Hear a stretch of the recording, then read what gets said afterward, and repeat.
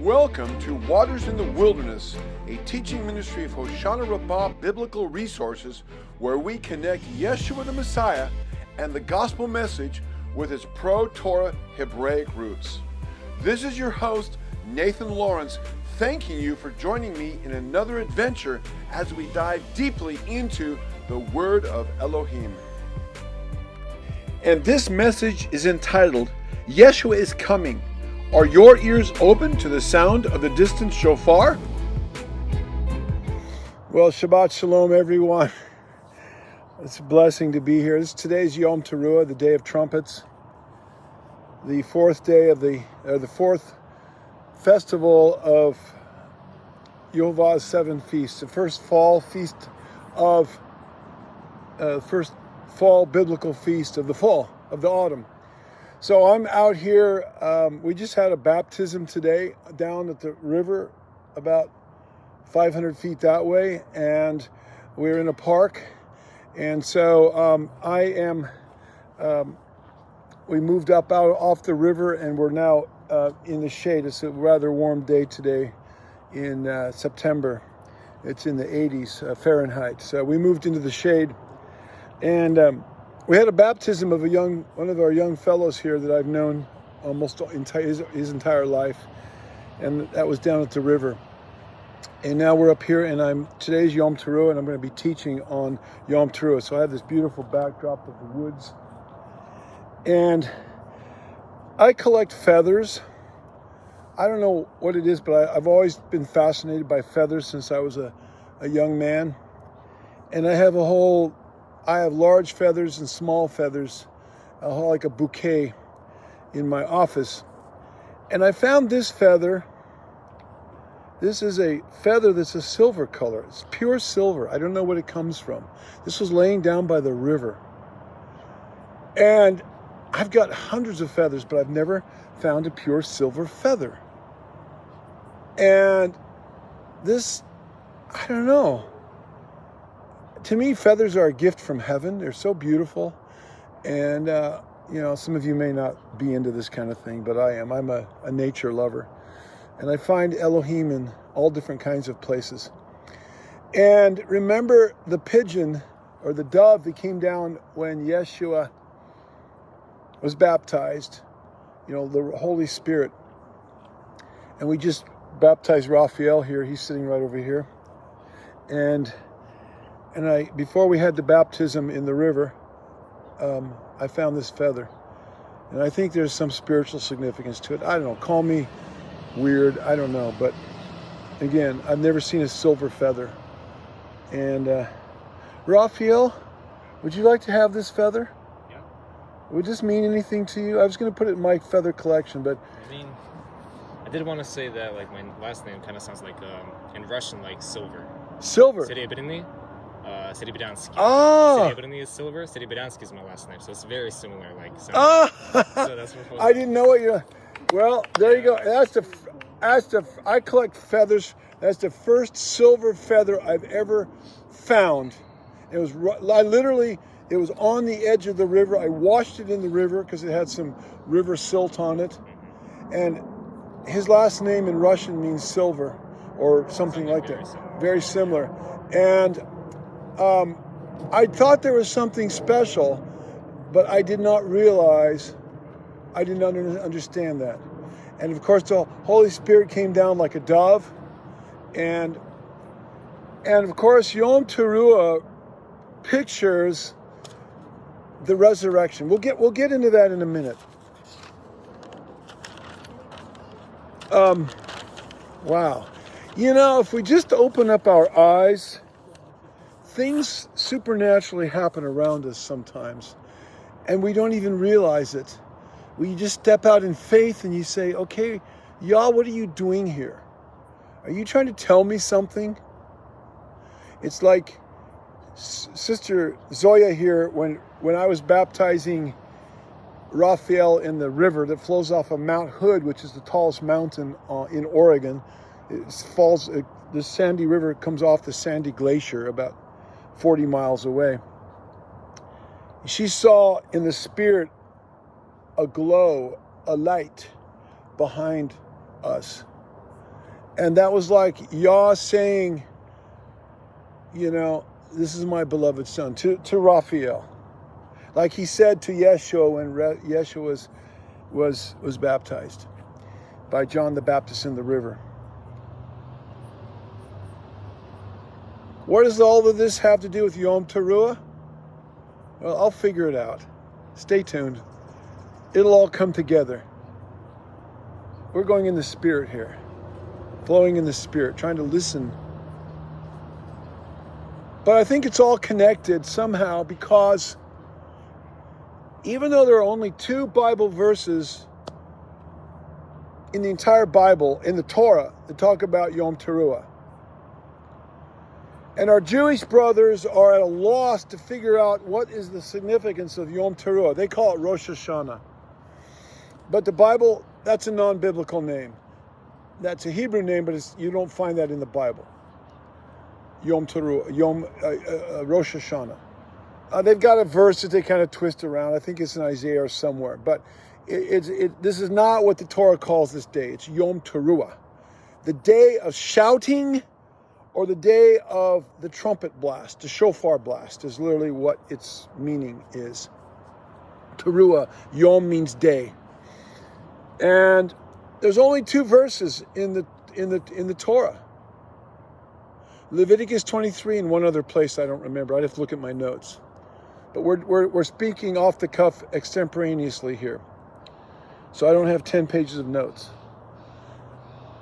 The Jews have turned it into the New Year. This is New Year's Day. That's the best they can come up with because there's a couple verses back in the Torah, a couple in Exodus, to talk about Yom Teruah being the head of the year. Well, and that this is when the earth was created. I will say that it is maybe the head of the civil or the fiscal year. But it's not the head of the sacred year, the biblical year. Starts in the spring, 14 days before Passover. And this is very clear from Exodus 12, verse 2. So the Jews celebrate Rosh Hashanah with honey and apples. It's supposed to be sweet. And then they do a ceremony called Tashlich.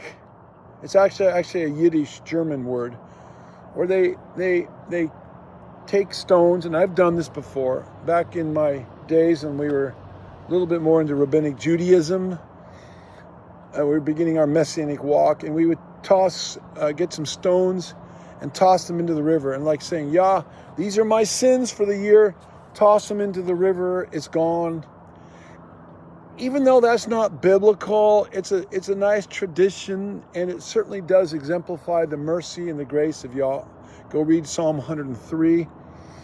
He separated our sins from us as far as the east is from the west. He forgives us of our iniquities and all that. Hallelujah. But Tashlich is a picture of that, because in Jewish tradition, Yom Teruah starts the 10 days of awe, the 10 days between Yom Teruah and Yom Kippur, the Day of Atonement. And I've taught about all that, but that's not in the Bible. I'm not going to get into that. Guys, God bless you if you're into rabbinic Judaism, but for all of the multi-volumes of rabbinic literature, from the Talmud on back and on forward, they still haven't come to Yeshua the Messiah. Well, except those Jews that have, but most of them haven't. I don't really care about all that rabbinic stuff, because most of it does not point to Yeshua directly. But so they've tried to come up with things to understand the prophetic, the past, present, and maybe, I don't know, I don't think they understand the prophetic significance of Yom Teruah, the Day of Trumpets. So even though there's only 2 verses, when you plug Yeshua into the day, the Yom Teruah, suddenly Yom Teruah is a very significant day. because it points to the second coming of Yeshua the Messiah. I don't know how many people in the Christian church even have a concept, I'm talking about the mainstream Christian church, as to when Yeshua is going to come. A lot of people believe in the pre-tribulation rapture, which is a false teaching. And I don't know what people believe, and I really don't care. I only care what the Bible says. But it is, I believe, the majority opinion of respected Messianic Hebrew roots, Torah teachers, Torah scholars, including me, and this is based on my own studies, and it happens to be that there's many out there that would concur with this, that Yom Teruah points to the day when Yeshua is returning. And I have many, many teachings on that, both in written form, published on our website and on my blog, as well as videos. And I'm not going to get into all of that. I've got teachings on Matthew 24 and the book of Revelation and 1 Corinthians 15 and 1 Thessalonians 4 and all the catching away resurrection scriptures. But this is significant, Yom Teruah, because it says that at the last trumpet in 1 Corinthians 15, 51 through 53, and in 1 Thessalonians 4, I'm going to try to make this short and not pull my Bible out, so I'm going to do some of these from memory, but I think it's verse 16 or somewhere in there, that Yeshua comes at the last trumpet, that's in 1 Corinthians, and he comes at the sound of the trumpet and the shout, or the shofar.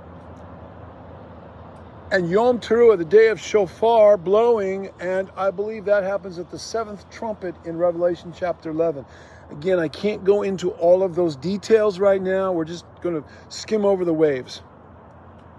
But the 7th trumpet in Revelation 11, it says that's when he gives rewards to his saints. What greater reward is there than eternal life?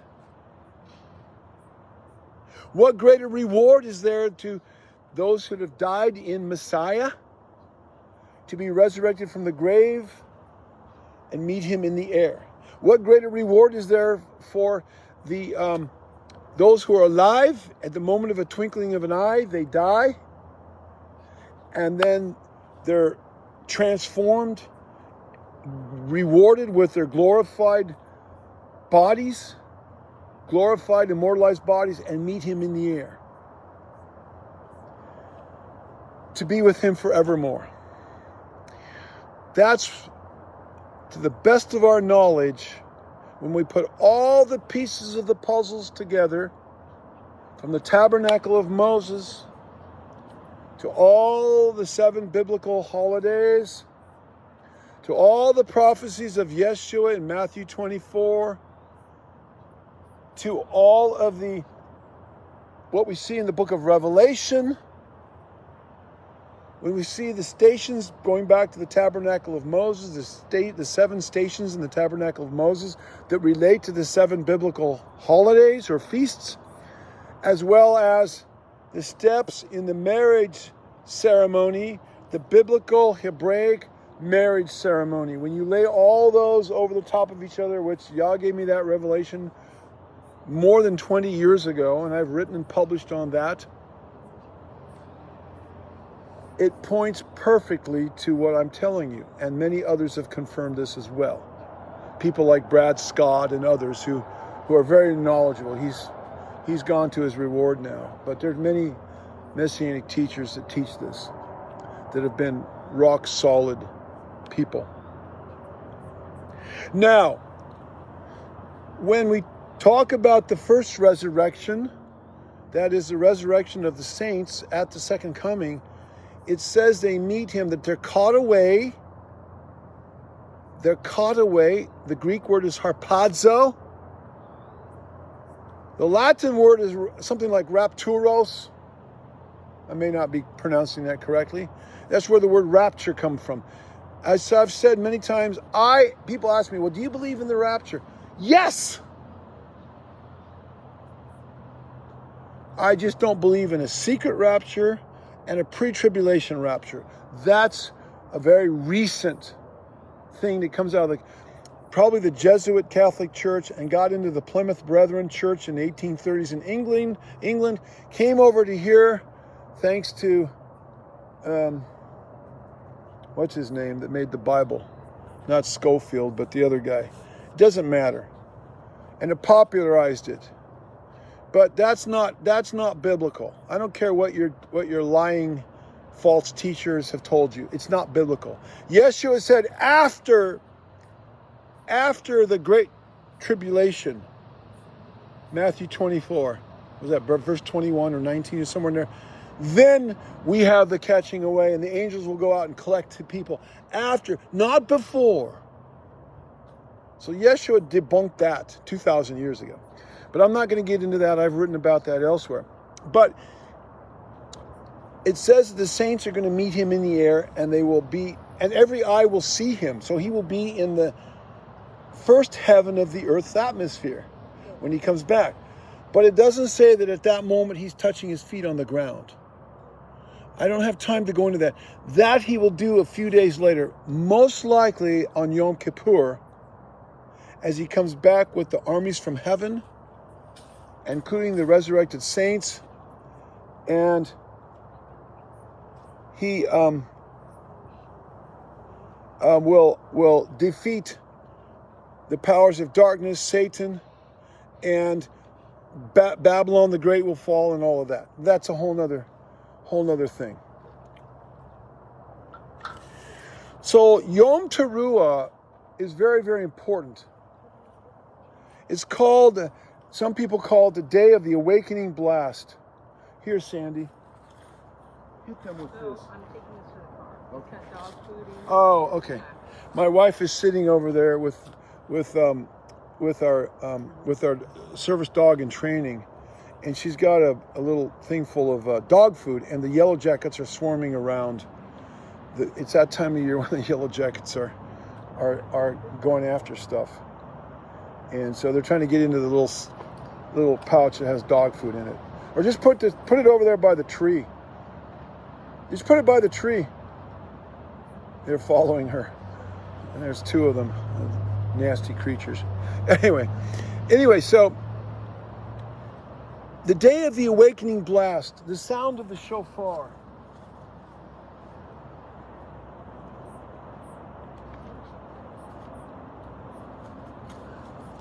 This is the shofar of repentance. Yah calling his people to repentance prior to the second coming of Yeshua. And this is the sound of the jubilation. The king is coming. Victory. The bridegroom is coming. The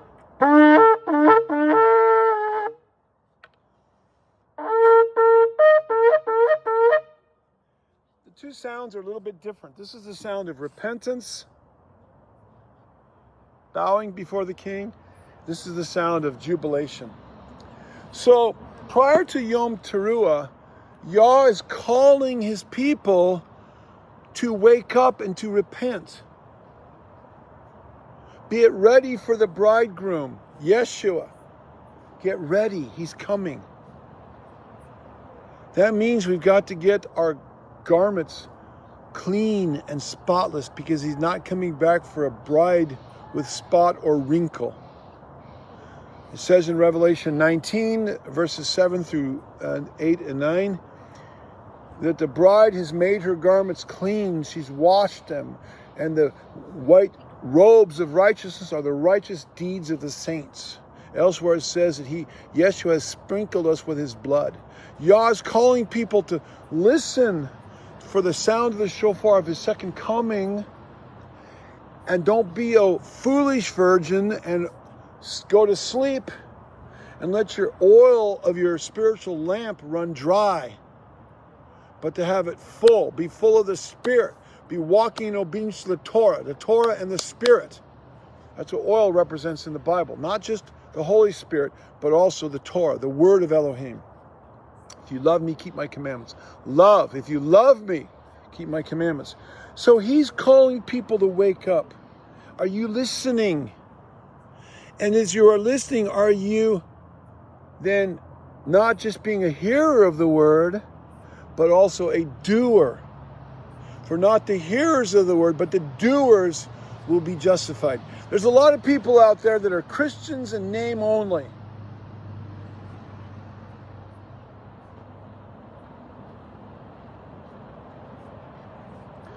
Right now, the word is going out. Right now, the word is going out. 2 weeks ago, how many of you know that Yah can do amazing things that we never expected? The enemy thought that when he nailed Yeshua to the cross, that was the end of everything. And yet it was just the beginning. With the death of Yeshua, the gospel took off and spread, and within 30 or 40 years, it was all over the Roman Empire and beyond. They thought when they killed Stephen that this bold preacher, that was the end of that. And the gospel spread. It actually went back before that, when they cut off John the Baptist's head so he couldn't talk anymore. Oh, I mean, it goes back to Cain. It goes back to all the prophets. Well, about 2 weeks ago, 2 weeks ago today? 2 weeks ago, I think it was today. Charlie Kirk, the Christian evangelist, was murdered, assassinated by the spirit of Antichrist. A bullet to the neck.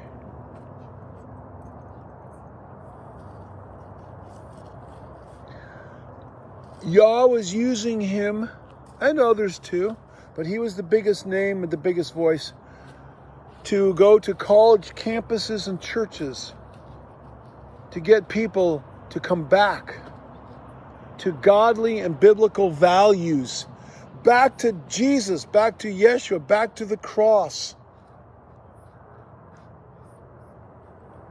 To embrace Christianity, to embrace the Bible, the foundations of our civilization.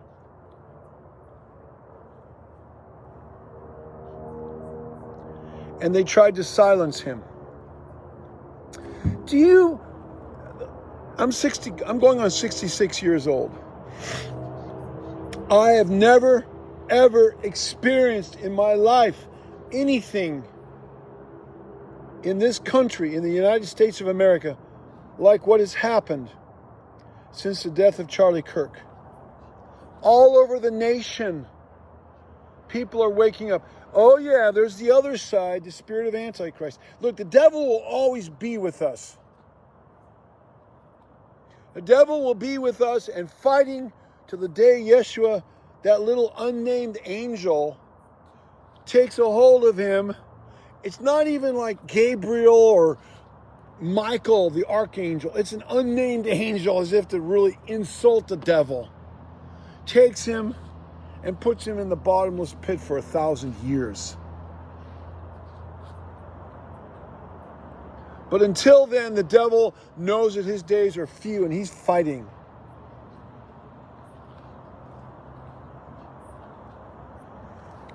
The book of Revelation said that they will cut the heads off of some of the saints.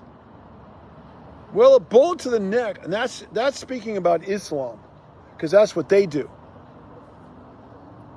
But a bullet to the neck, that's about as close as you can get to chopping somebody's head off, is it not?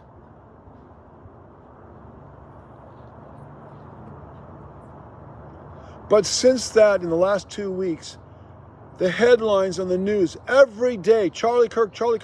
And since then,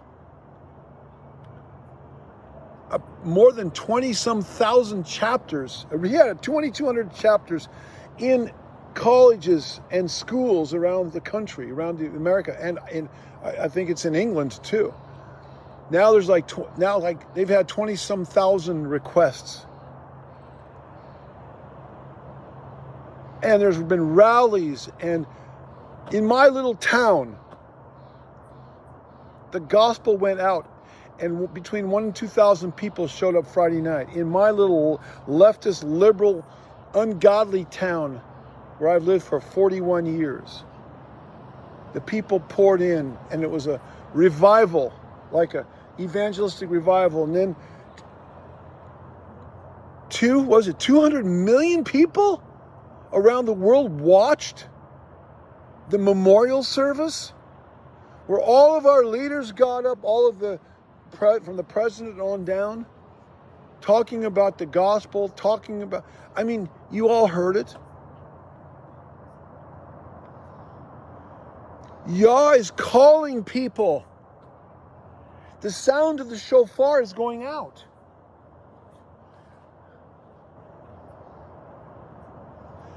And on top of it all, Charlie Kirk was a Sabbath keeper. And he has a book coming out in December about the Sabbath, extolling the virtues of the Sabbath and encouraging people to get back to the Sabbath. The Sabbath is the entry point for most people back to the Torah, the Shabbat. That was the first thing the early church got rid of, and it's usually the first thing that people come back to. And then along with that come the dietary laws and the biblical feasts, and more of a Hebraic understanding. And is this not what we read, or what we read in the last verses of the Old Testament? Most of you know this well. But let's tag this base anyway. Malachi chapter 4.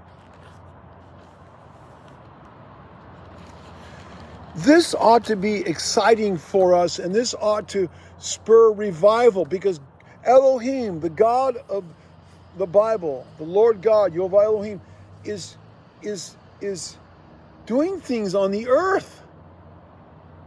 Even with this young man that's sitting here, Raphael, healer of El. That's what his name means. And then I find out his last name in Russian has to do with silver, and I find a silver feather. I have hundreds of feathers, like I said, in my feather collection. I have a bouquet, 2 bouquets in my office, small feathers and big feathers. I got feathers from falcons, or ospreys, all kinds of things. I've never found a silver feather, and there's one laying there. You even have a silver t-shirt on. He wasn't planning on that. But Yah is moving from those of us right here on a national level, and he's calling people. What do we read here? I'm going to read all of Malachi 4, the last chapter in the Old Testament. For behold, the day is coming, burning like an oven, and all the proud, yes, all who do wickedly will be stubble. And the day which is coming shall burn them up. Yeah, a fire is coming. A literal fire that will burn up this earth after the white throne judgment, and the new heavens and the new earth will come. You can read about that starting in Revelation chapter 20. Says Yehovah Sabaoth, the Lord of hosts, Yehovah Sabaoth, the Lord of armies. He's the God of armies. He's not messing around. Yeshua is coming back on a white war stallion with a sword coming out of his mouth, the word of Elohim, which he will judge everybody by his word. That will leave them neither root nor branch. He's cutting the wicked off. There will be no root. There will be no branch. That tree will be plucked up and it will be gone. No more. The tree of wickedness and unrighteousness. But to you who fear my name, the Son of Righteousness, S-U-N, referring to Yeshua the Messiah, shall arise with healing in his wings. And you shall go out and grow fat like stall-fed calves. You shall trample the wicked, for they shall be ashes under the soles of your feet. Think about that one for a minute. When everything is burned up, all that will be left is ashes. And those whose names are not written in the Lamb's Book of Life, they will be ashes. They will be burned up. They will be smoke and ashes. On the day that I do this, says Yehovah, the Lord of armies. Here it is. Remember the Torah, the law, the Torah. It's the word Torah here in the Hebrew. Remember the Torah of Moses, my servant, verse 4, which I commanded him in Horeb, another name for Mount Sinai, for all Israel. All Israel. My Bible says that if you are in Yeshua, you're no longer a Gentile. You are grafted into and you're part of Israel. You are part of the covenants of Israel. You are no longer without God and without hope. You are now part of the commonwealth, the nation, and the citizenship of Israel. Start reading in Ephesians 2, verse 11. I don't care what you believe, and I don't care what you say, and I don't care what your pastor taught you. You are no longer a Gentile. Gentiles do not have salvation. You have passed from being a Gentile. Now you're part of the nation of Israel, and you're grafted into the olive tree of Israel. Go read Romans 11. And now you are a son from the seed or the sperm of Abraham, Galatians 3:29. And just to cap it off, those of you that have heard me, you've heard me say this many times, there is no Gentile gate in the New Jerusalem, a picture of heaven on earth. Only gates named after the 12 tribes of Israel, Revelation 21, verse 12. If you say you're a Gentile, there is no gate for you in the New Jerusalem, a picture of heaven on earth. You may as well just think about that for a minute. You are part of the Israel of Elohim. You are part of one of the tribes. I don't know which one. That ought to make you excited. It does me. All right, let's get back to Malachi. Remember the law, the Torah law of Moses, my servant, which I commanded him in Horeb for all Israel, with the statutes and the judgments, all of Torah. Behold, I will send you Elijah the prophet. That was John the Baptist, and there'll be many Elijah the prophets, or people coming in the spirit of Elijah before the second coming of Yeshua, who will be urging people to repent, for the kingdom of heaven is at hand. Behold, I will send you Elijah the prophet before the coming of the great and dreadful day of Yehovah, and he will turn the hearts of the fathers to the children. Thank you, Charlie Kirk. Thank you, others who are doing this. I have a small platform.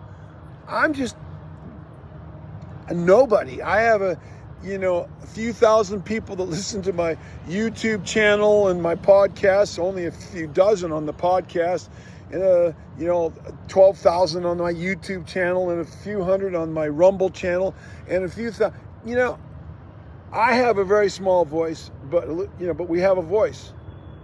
Not like Charlie Kirk or some of these other people, where 200 million people listened to the live streaming of his going away party, if you will. That's a call to go out and wait till his book comes out, extolling Shabbat. Wow. I can only imagine what the impact of that will be. Guys, Yah is using people to turn the hearts of the children back to the fathers of our faith. Forget the Catholic Church. Forget the Eastern Orthodox Church. Forget the Russian Orthodox or the Greek Orthodox or the Romanian Orthodox or whatever. Let's go clear back to the roots.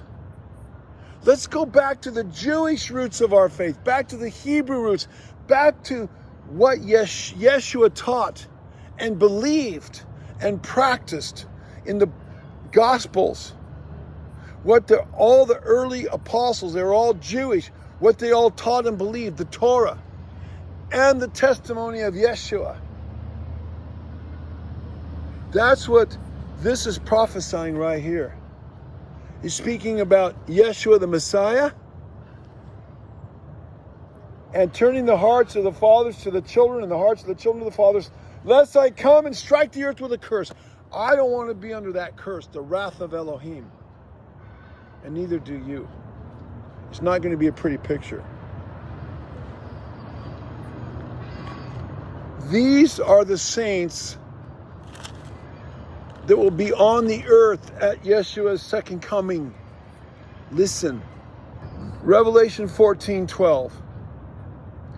Here is the patience of the saints. Here are those who keep his commandments and the faith of Yeshua. They keep his commandments. When John the Jewish apostle is speaking of commandments, what is he talking about? He's talking about the Torah, the law. It tells us how to love Elohim with all of our heart, soul, mind, and strength, and our neighbor as ourself. Revelation 12, verse 17. And the dragon was enraged with the woman, that is the people of Elohim, and he went to make war with the rest of her offspring who keep the commandments of Elohim and have the testimony of Yeshua. Like the apostles, we preach the gospel, but we live the Torah. We preach the gospel message of Yeshua, but we live the Torah. Yeshua is the living Torah. And these are the people that he's calling to himself in these end days to be the bride of Yeshua and to be ready to meet Yeshua in the air when he comes. When we hear the sound of the shofar and they raise up, glorified to meet him in the air. That's what this day represents. Beautiful picture. And if that doesn't encourage you, and if that doesn't stoke your fires, if that does not blow air onto the coals of your life and the embers of your spiritual life, I don't know, and cause the zeal and the passion and the fire to burn for Yeshua and his word, you're dead. You're dead. But if you've listened to this video to this point, I don't think you are dead. You're alive. You are alive. And hallelujah. Rise up. Rise up in the spirit and the power of Yehovah. And hear the sound of the shofar. Hear it with your spiritual ears and your physical ears. And look up. Your redemption draws near. Amen and hallelujah.